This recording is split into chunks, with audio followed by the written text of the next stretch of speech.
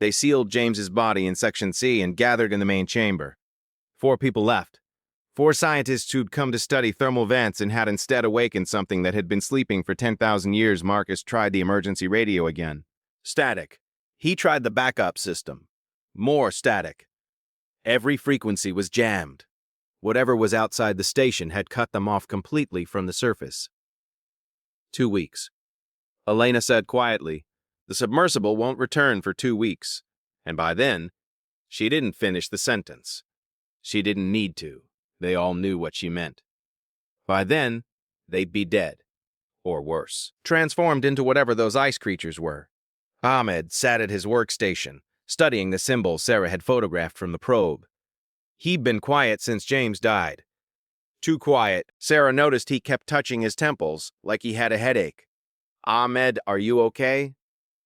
"I'm hearing something, like voices. But not through my ears. In my head. What are they saying?" "I don't know. It's not a language I recognize. But somehow I understand parts of it." Sarah moved closer. Ahmed's eyes looked different. Darker. The whites were taking on a gray tint. "What parts?" "They're calling. To something, or someone. They want," he paused, struggling to find the words. "They want to come up. To the surface. They've been down here for so long. Trapped. And now they're free. Ahmed, we need to run some medical tests. Make sure you're not showing signs of decompression sickness or..." "It's not decompression sickness," Ahmed interrupted.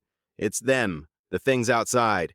They're in my head. I can feel them." Sarah pulled up her research on the ancient symbols. She'd been working on translations all night, comparing the markings to every prehistoric language database she had access to. And finally, she'd found a pattern. "The structure isn't a temple," Sarah said. "It's a prison. These symbols are warnings. Here lies the deep dweller, sealed by the ancients, never to rise, never to breathe air, never to touch sunlight. A prison for what? Something that lives in the pressure, something that exists in the deepest parts of the ocean. The ancients found it, trapped it, built that structure around it to keep it contained." Elena's voice was sharp with fear. "And we opened it. The probe. When we sent it inside, we broke the seal, released whatever was imprisoned. Then we reseal it. We go back down there and..." "It's too late," Ahmed said. His voice had changed. Gotten deeper, colder. The seal was made with ancient power. Power you don't have. Power you can't replicate. The entity is free now, and it remembers everything." "Remembers what?" Ahmed turned to look at them. His eyes were completely black now. No iris, no pupil, just darkness. "It remembers the surface. Remembers the sun. Remembers when it walked on land, before humans existed. Before anything existed. It was here first, and it wants to reclaim what was taken from it."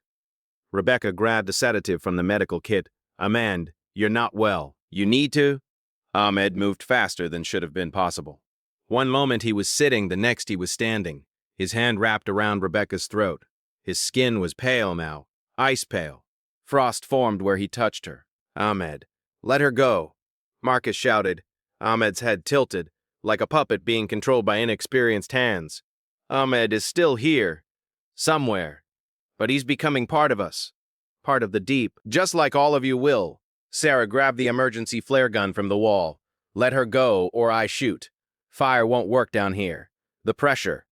The water. The cold. We control all of it. Maybe. But this burns at 2,000 degrees. Let's test your theory." Ahmed released Rebecca. She fell, gasping, frost burns on her neck. Ahmed smiled. Not a human smile. Too wide. Too many teeth showing. "You can't win. The entity is patient. It waited 10,000 years in that prison. It can wait a few more days while you run out of food, run out of air, run out of hope. What does it want? To spread across the world the way it did before humans trapped it. To turn your oceans to ice, your cities to tombs, your species to tombs, your species to memories."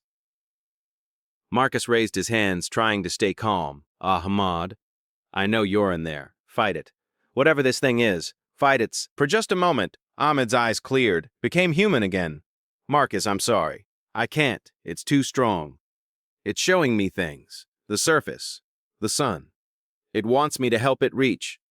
The transformation took him again. His eyes went black. His body convulsed, and then he collapsed unconscious. Rebecca checked his pulse. He's alive, but his body temperature is dropping.